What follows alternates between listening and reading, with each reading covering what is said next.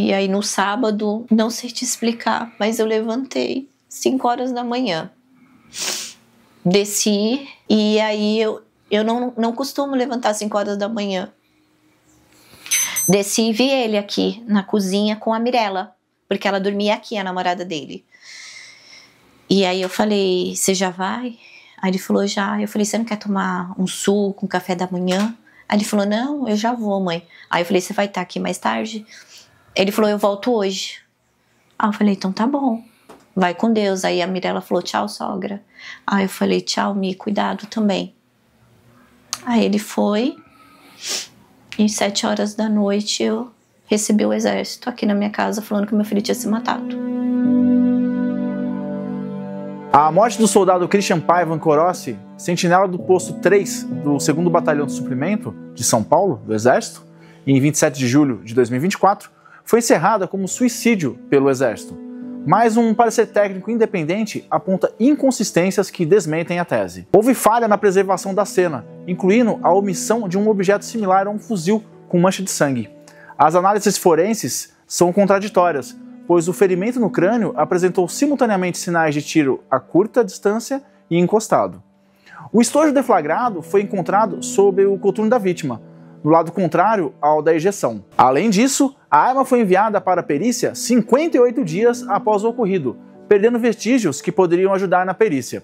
O celular da vítima, com vídeos cruciais, ficou sob custódia do Exército por 10 meses, sem extração de dados.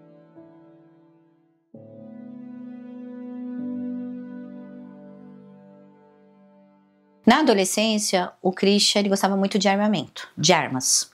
Adorava. E aí ele pegou e falou que o sonho dele era ser policial. E aí eu falei, faz um concurso público, vai estudar, ou tem um exército. Então quando ele foi completar 18 anos, que aí você tem que ir lá, e no caso se alistar, foi quando ele foi. E quem levou ele foi meu esposo. E aí lá ele falou, eu quero servir. Tanto que perguntaram, você tem certeza? Porque ele não foi obrigado, por conta que eu só tenho ela e ele. Então ele não foi obrigado. Aí ele falou, eu quero seguir carreira aqui dentro. E aí ele fez os testes, eu lembro até hoje que ele falou que foi 35 mil meninos. E ele passou. E aí ele ficou muito feliz, muito feliz. E aí a primeira etapa dele no exército foi no campo. Eles saem de um conforto, né? Eles saem debaixo das suas asas para ir pro mundo. E aí você fica preocupado. E aí eu lembro que quando eu fui buscar ele, aí teve a primeira formatura deles, que é quando eles passam por esse período e eles ganham a boina, que aí eles viram soldados. Quando eu vi ele, meu coração explodiu. Explodiu assim de felicidade, para beijar e abraçar, e ele chorou muito no vídeo, porque eu gravei. E o sonho dele para receber a boina, quem colocasse seria meu pai. Porque ele sempre amou o avô dele como um pai, sempre. E foi meu pai que colocou a boina nele. E aí ele chorou muito naquele dia. Ai, que lindo! Pode abraçar ele, viu, pai?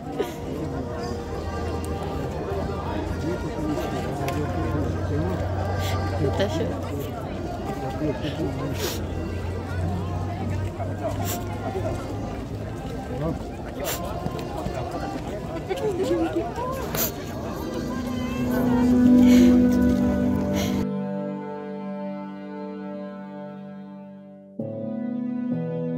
Ele falava que estava muito cansado da escala lá, de ficar acordado, dos plantões que ele fazia. Ele falou que estava cansado. Tanto que quando ele vinha para casa, ele dormia. Ele usava o narguile dele e ia dormir. Ele queria descansar. E aí eu deixava ele dormindo. E aí eu chamava só para jantar ou para ver se ele tomava banho. Era como se ele tivesse com alguma preocupação, mas ele não falava. Aí eu falava, e o pai dele perguntava, filho, você tá bem? Daí ele, tô bem. E aí ele pediu para sair. Ele pediu. Tanto que a namorada dele falou que os dois talvez ia fazer até uma viagem, porque se o Christian fosse fazer um concurso público, teria que ficar um tempo fora para PM. E eu super apoiei.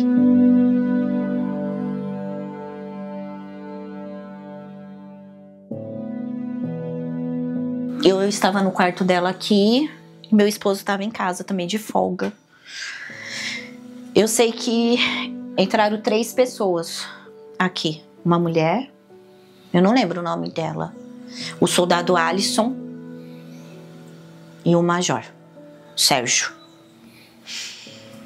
E aí eles pararam aqui, os 3, assim. Aí meu marido me chamou, falou: Simô, vem aqui. Aí eu vim. Aí eu fiquei parada aqui. Aí o major virou e falou: seu filho se matou. Aí eu peguei e falei: como? Aí ele falou: seu filho se matou. Aí o meu marido perguntou: mas como? Ele falou: não, ele pegou a arma, engatilhou e deu um tiro nele. Meu mundo ali desabou.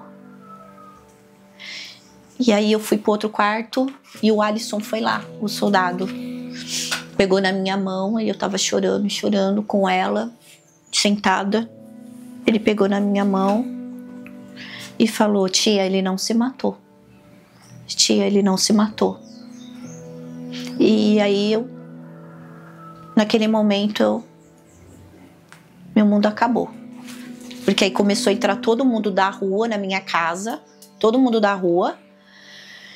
Porque assim eu fiquei sabendo que tinha mais 2 pessoas do exército no portão. E essas 2 pessoas falou que meu filho tinha se matado. E isso foi se espalhando. E todo mundo veio pra minha casa. E aí eu não dormi a noite inteira. Aí eu queria ter ido no ML. Eu não pude ir porque não deixaram, né? Falaram que era melhor eu não ir pra ver. É uma das coisas que eu me arrependo de não ter ido. E aí eu comecei a chorar na rua, gritava, abraçada com meu esposo, chorando. Porque parecia um pesadelo, parecia uma mentira. E aí a vizinha veio me ajudar, a Fernanda. Ficou o tempo todo comigo, me ajudando. Ela cuidou toda a parte do velório, do enterro, tudo. E aí no outro dia já foi. E foi lacrado o caixão. Foi lacrado. E aí lá no velório eles me entregaram uma bandeira do Brasil. E aí eu falei: eu entreguei meu filho vivo para vocês e vocês estão me entregando uma bandeira. E eu falei: meu filho não se matou. Lá no velório eu falei.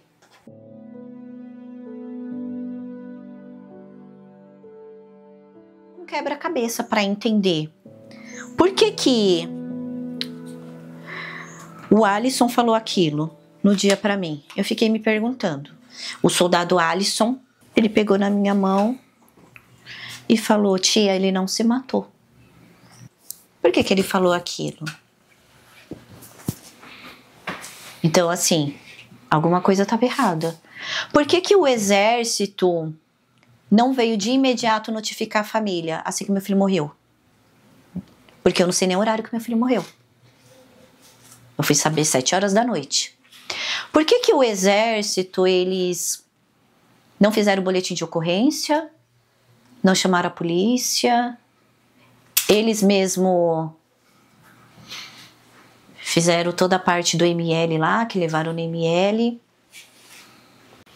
Eu não tive acesso ao inquérito, nada, porque eu estava com uma advogada, porém essa advogada depois ela estava com umas demandas muito altas e ela não conseguia se dedicar ao tempo dela no caso do Christian. E tinha que ser uma pessoa 100%. Então eu só fui ter acesso ao inquérito esse ano, de 2025. E aí depois eu peguei e fui acionar o promotor da Justiça Militar. Eu consegui o contato dele através de uma prima minha. E eu entrei em contato. E ele se prontificou em me atender. E eu fui em fevereiro. Em fevereiro eu fui lá. Argumentou muitas coisas, falando que eu não tinha as provas. Que para reabrir um caso eu teria que ter provas. No celular eu identifiquei que O celular foi lacrado 1 semana depois dos fatos. Como é que você soube dessa informação do lacre? Tem ele veio dentro de um saquinho e o saquinho tá lá escrito lacrado. Tá. E então eu estava observando tudo quanto era detalhe. E aí quando eu abri, tava lá, dia 1º/8, que foi lacrado. Se meu filho morreu no dia 27/7, por que foi lacrado no dia 1º? E aí eu virei pro promotor e falei pro promotor, eu vou voltar com as provas, porque meu filho não se matou. Aí eu contratei uma nova advogada, a doutora Marinalva, e ela se habilitou no caso final de março. Chamou atenção foi a mãe, de tudo que ela falou, que ele estava querendo ficar noivo, que ele queria casar.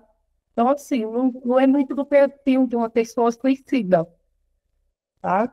E todas as contradições, tanto do depoimento quanto no laudo também, tá? Tanto que, a partir daí, eu falei, Juliana, mandei para ela todo um resumo que eu fiz, né? Falei, agora a gente precisa pedir reabertura. Mas para essa reabertura a gente precisa desse laudo do perito também. Aí o perito fez todo o laudo, tá? E nesse laudo conta todas essas, né? Tem todas essas contradições. E foi onde a gente, mas assim, eu tenho 2 caminhos. Ou eu entro direto no processo e peço essa reabertura, só que a chance de negativa é enorme. Então, vamos conversar com o promotor. Foi onde eu levei toda essa documentação, tentando com ele para conversar. Foram, acho que mais ou menos 3 horas, tá? 3, 4 horas, aí, para explicar para ele, né, o que tinha de erros, de contradições, e que ele abrisse. Ele foi muito taxativo, não, eu não sei se eu vou abrir. Se não for reaberto o caso, ele tem que falar o porquê, ele tem que fundamentar muito bem o porquê que ele não vai estar a cobertor, é óbvio, né? E o quartel jamais vai falar que alguém cometeu o crime ali com todo o aparato, com todo o respaldo ali, com tudo ali, eles vão falar, jamais eles vão falar isso. As mensagens que eu achei no celular do meu filho, tem algumas mensagens que eu achei, alguns áudios do meu filho, as punições. E o meu filho estava sendo perseguido lá. É 13 de julho. Depois disso não tem mais. Tá. E o fato aconteceu dia 27, né? Amava, amava, amava. Ele passava as roupas do exército. Ele tinha um orgulho tão grande de servir o exército. Mas eles são nada lá dentro. Desculpa, mas meu filho foi tratado como um lixo. Um lixo, mais um CPF jogado dentro de uma gaveta. Foi dessa forma. Então hoje eu quero que as pessoas vejam, sabe, como que é o exército, verifique realmente se vale a pena o seu filho estar lá dentro. E que outras mães não passem por tudo que eu tô passando. E o que você quer com... Eu quero reabrir o processo. O processo ele tá fechado e eu tô lutando para reabrir e que seja feita a investigação adequada, que não seja igual a do exército, mal feita de qualquer forma, que não seja ocultadas as mentiras, que as verdades apareçam, e se tem um culpado, que essa pessoa pague pelo que ela fez. É o mínimo. Nada vai trazer meu filho de volta, nada. Não tem como ir lá, pegar ele no cemitério, desenterrar e trazer ele. Mas ele tem que ter a honra dele, no caso, ele tem que ter... O que ficou assim é o mínimo, sabe? Acho que é a honra dele. Não pode ficar como suicida.